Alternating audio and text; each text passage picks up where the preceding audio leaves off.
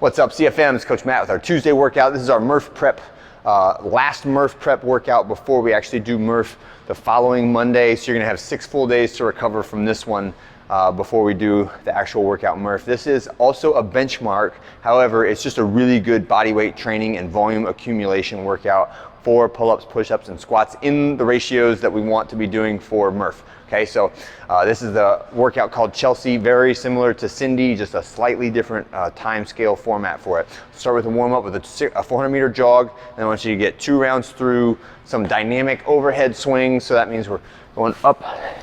Dynamic just means I want you to feel a little muscular stretch on either end of this and not a slow push against the end range. I want you to carry a little momentum into each of these, and then our arm wraps.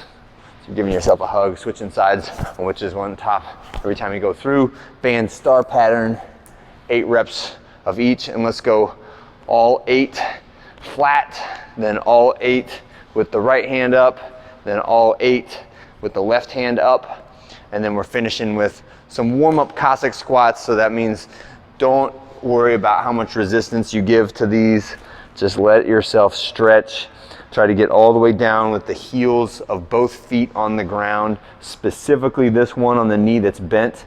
If you're tipped up forward with your heel off the ground, you will not get the same groin stretch out of this movement as if you push it back a little ways away from whatever you're anchored to and keep that heel on the ground. All right, for the workout, very simple.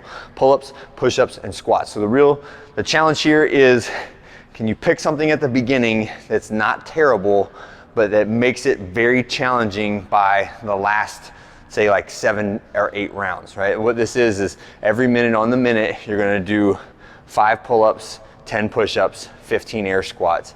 Now, for your template RX athlete, we want that to be somewhere in the like high 30s to high 40s in the second range, right? In terms of seconds, so that you will get a little bit of rest every round.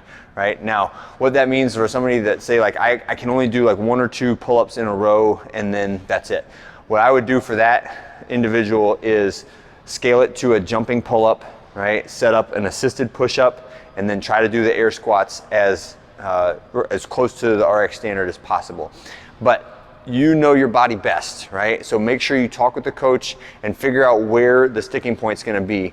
In a 30-minute workout like this, the first 12 to 18 minutes should really just be like punching the clock. They should not be awful. If the workout is getting awful before about minute 15, then we've chosen too high of a number for you to do, or too much resistance on whatever number you've chosen. So the variables we can play with are the number of reps that we do of each movement in the minute, the resistance that we give you, or the range of motion that we give you. So some people need to be squatting to a ball to make sure they get the proper depth on the squats. Some of us need to be doing an assisted push-up where you have an elevated object like a pull-up bar, the adjustable pull-up bar, or a band across the rig, similar things for the pull-ups.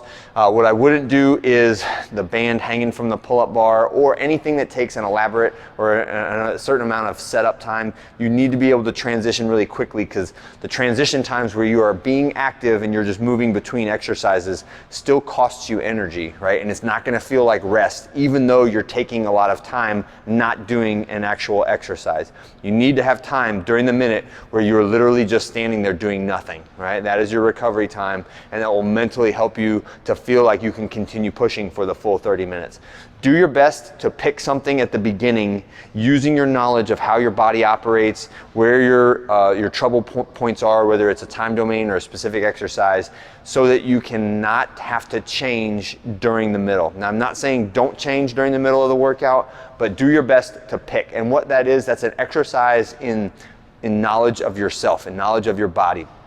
So my perfect expression of this would be someone who says, you know what, I think 4, 8, 12 is the right rep scheme for me. And they get to the last like 4 or 5 rounds and they really have to gut it out, but they're just barely able to finish round number 30. using that 4-8-12 method, and maybe they scaled the push-ups just a little bit, right? And that is totally fine.